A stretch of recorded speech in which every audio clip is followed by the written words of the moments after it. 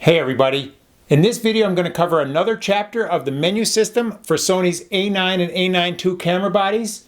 This is going to be chapter number 3, but that's a short chapter with only 3 pages, so I'm going to combine that with chapter number 4 so we get it all taken care of in one video. Chapter 3 and chapter 4. Come with me now, we'll get back into this menu system and get you set up for wildlife photography and birds in flight.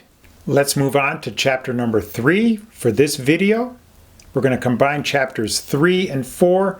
Chapter 3 is a lot of things that have to do with networking and tying your image from your camera to your phone and things like that. I actually don't do any of that, so I don't touch anything here on this first page. I just leave all these as they are as the default. And then I move on to page number 2.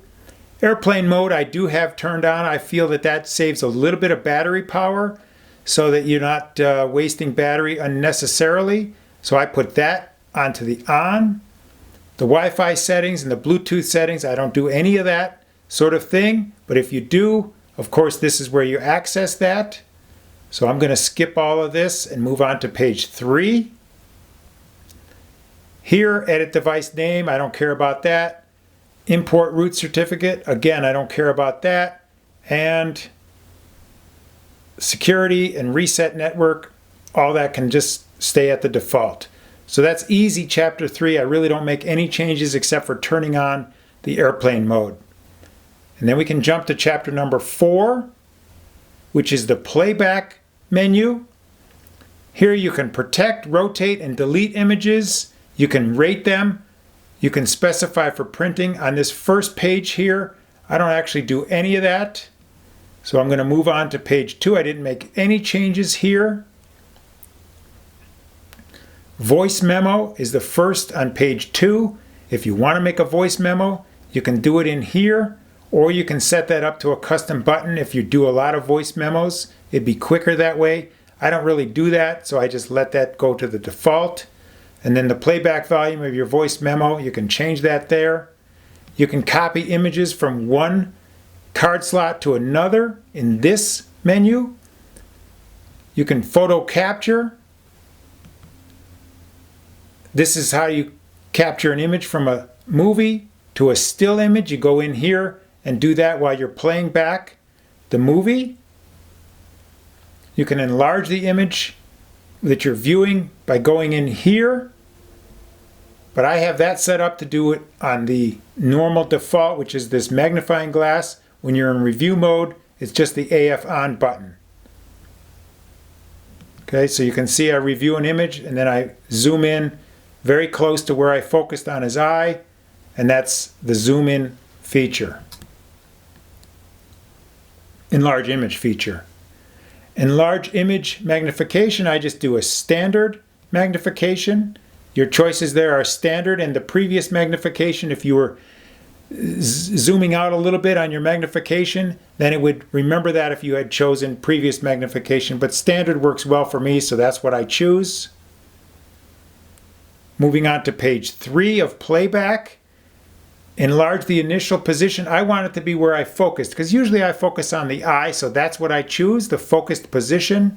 Continuous playback for interval, that's if you've done some sort of time lapse or something like that, then you would play it here. And you can choose the playback speed here, but I don't do either of those for wildlife photography, so I just let those go to the default.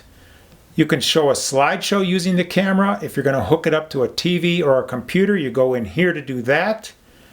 Selecting the playback media, that is important. Right now I've got videos going to slot number 2 and still images going to slot number 1, so I can choose here which one I want to review.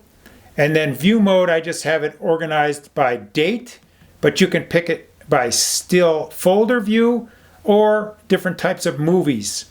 I find that the date one is most convenient, so that's where I leave it. Then moving on to page 4 of chapter 4, image index. That's where you're going to review a whole bunch of images all at once, and you can choose either 9 or 25 images. I choose 9 so that I can actually see them, and I find that convenient. I'll show how that works. You're going to go to your review mode, and you hit your AEL button, which brings you to the last 9 images that you took.